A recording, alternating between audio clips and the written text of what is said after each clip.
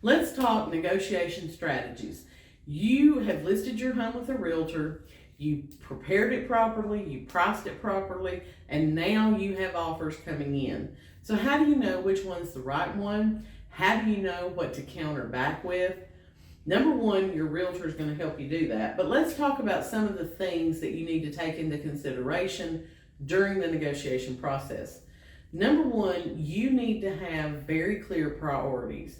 You need to sit down and define what are your priorities. Is it the bottom line? Is that the main thing that's going to motivate you? Do you have any non-negotiable items that your realtor needs to know about? What do I mean by that? Sometimes buyers ask for the most off-the-wall stuff. So let's say you just bought a brand new refrigerator and you plan on taking that refrigerator and taking the washer and dryer with you. You did not list those in the listing, but the buyer's offer came in and it listed that all appliances, including the refrigerator and including the washer and dryer, stay. Is that a deal breaker for you? And sometimes people ask for furniture.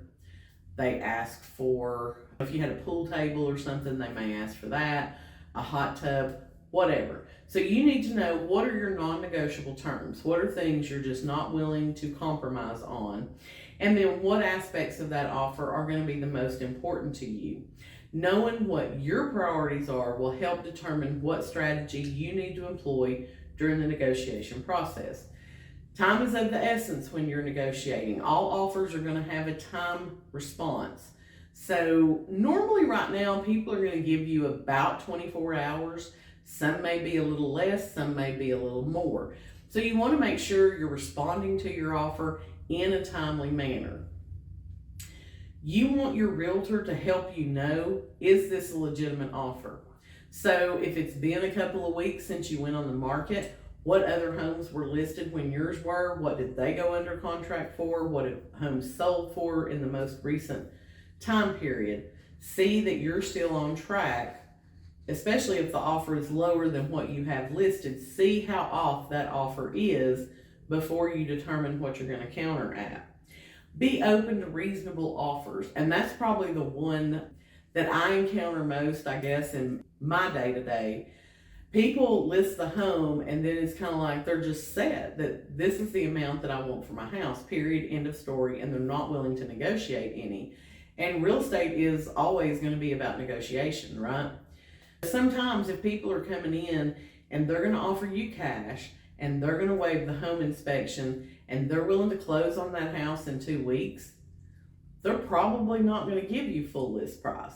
So then you have to weigh, is it worth sticking with my list price or going with what's pretty much a guaranteed closing at that point, even if it means I'm giving up $10,000 in the long run? You have to try and work out a negotiation. Everything is not going to go the way you want it to go, especially in this 2023 market. I get it. In 2021, like, the seller was in complete control, but now the market has changed, and because of the higher interest rate, buyers are not going to overlook a lot of things just to get into a house. If they're going to pay this higher interest rate, if they're going to make the higher payment, they want exactly what they want. So you need to take that into consideration when you're trying to negotiate these offers. Look at the value of the offer overall and not just the price. If someone is offering you cash, no inspection, and close in 2 weeks, is it worth haggling over $10,000 or $15,000? That's something you have to weigh out. So make sure that you stay professional and respectful when you are negotiating. And I get, as the listing agent, a lot of times I present offers to my sellers and they are just outraged because they feel like they've been lowballed. Please understand that I'm just presenting the offer. Don't take that out on me. And sometimes they don't want to counter at all. And I'm like, we need to counter. People are always going to try and get the best deal they can.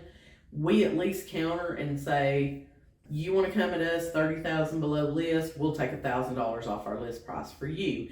And it kind of helps that buyer to, okay, they're not going to be real negotiable on a lowball offer, and they will usually come up and be a little more realistic in what they're offering.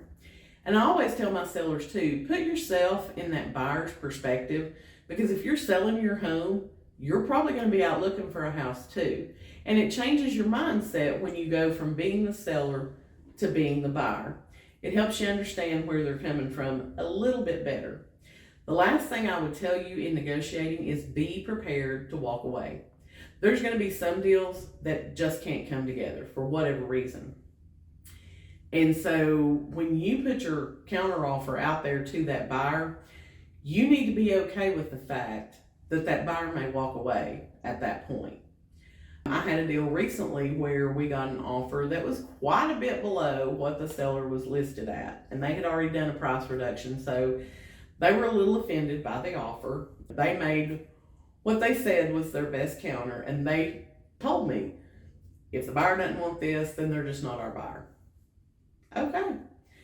So I wrote the counter offer up, I sent it over, and the other agent gets back to me within a day or so, and he's like, yeah, my people are just not going to do that. So when I conveyed that to this particular seller, they were like, well, can we still accept their last offer?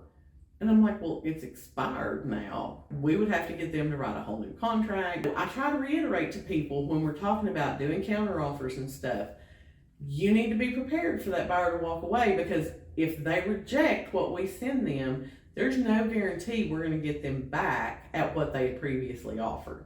They may move on to another property. They may come in lower the next time. So always think through the situation and say, do I want to lose this buyer over whatever it is, whatever that particular point is.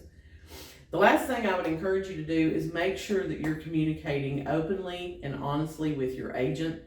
If there's certain things going on in the background that are affecting your decision in looking at a particular offer, share that with your realtor. Kind of let us in on what your motivation is, what your goals are, so that we can help you to strategize in the best possible way.